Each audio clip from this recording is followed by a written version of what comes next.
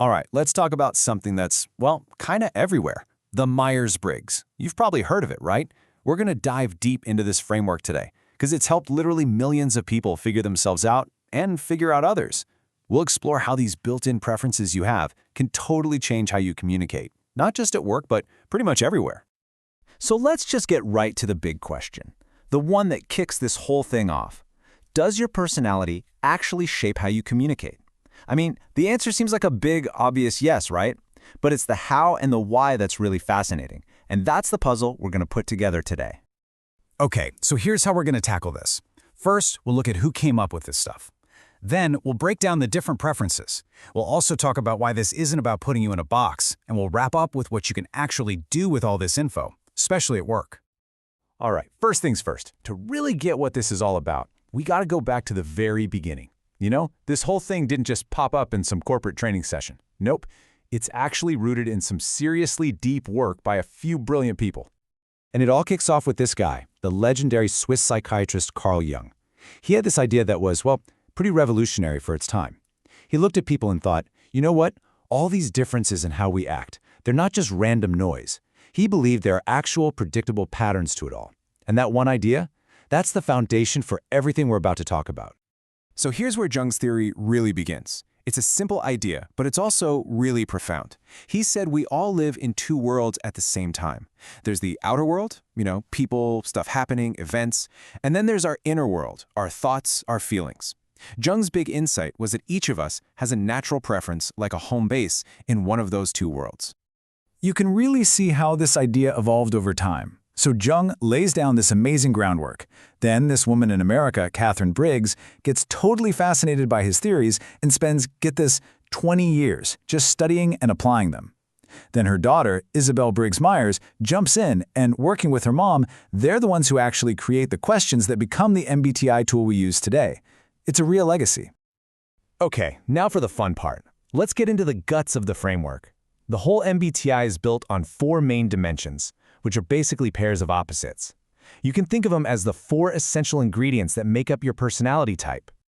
So the first big one is all about your energy. Where do you plug in to recharge? If you have a preference for extroversion, or E, you get your energy from being out in the world, with people, doing things.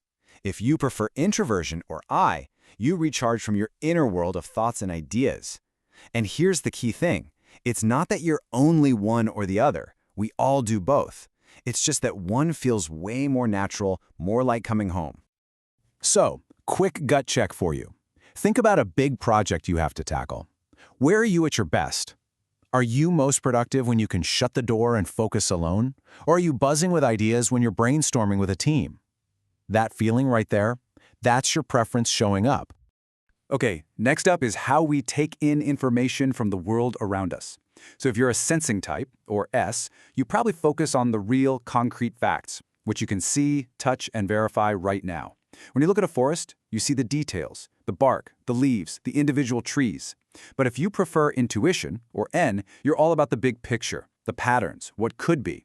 You see the whole forest in its potential. And again, we all do both, but we tend to lean on one more than the other. All right, on to our third pair. How do you make decisions? If you have a thinking preference, or T, your go-to move is to step back from the situation to get an objective look. You're all about logic, pros and cons, cause and effect.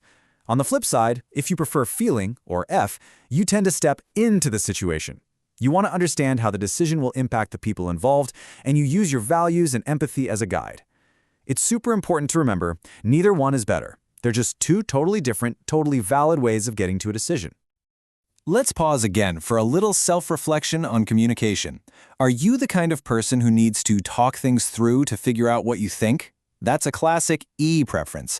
Or do you absolutely need to think it all through in your head before you're ready to share your thoughts? That's more of an I preference. Which one sounds more like you? And here we are, our final dimension. This one's all about how you deal with the outer world. If you're a judging type, or J, you like things settled. You love a plan, you like to get things decided and crossed off the list. Last-minute stress? No thank you. But if you prefer perceiving, or P, you're the opposite. You love keeping your options open. You're flexible, adaptable, and you know what? Last-minute changes don't stress you out. They actually energize you. So let's make this super practical. Think about your ideal weekend. Do you feel best when you have a plan? Brunch at 11, movie at 2, dinner reservations at 7? Or does that sound like a cage? Do you prefer to just wake up and see where the day takes you? Go with the flow. That's a pretty clear indicator of your J or P preference. Okay, listen up, because this next part is probably the single most important thing to understand about all of this. It is so easy to hear about these types and think, oh, so I'm just this one thing? But that is a total misread of what this framework is all about. It's not a box. And this quote right here, it's the perfect way to think about it. It's like being right-handed or left-handed. If you're right-handed, you use your left hand all the time, right? You use it to carry things, to type, to drive. But when you have to do something that takes real skill, like writing your name, you naturally use your right hand. Your left hand can do it, but it's clumsy, it's awkward, and it takes way more energy. That's exactly how these preferences work. You use both sides, but one is just your natural, comfortable go-to.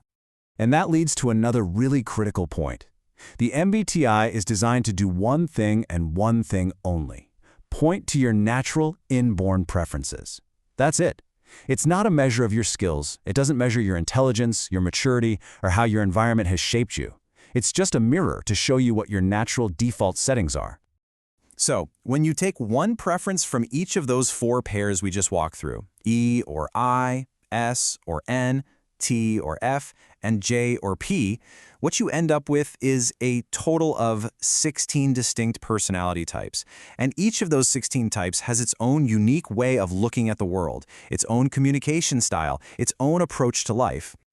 Okay, so we've covered the history, we've broken down the 4 dimensions, and we've cleared up some big misconceptions. But now for the big so what question. What do you actually do with this knowledge? How does this apply to your real life, especially at work? And really, this is the whole point. The magic of this framework isn't about slapping a 4-letter label on yourself or anyone else.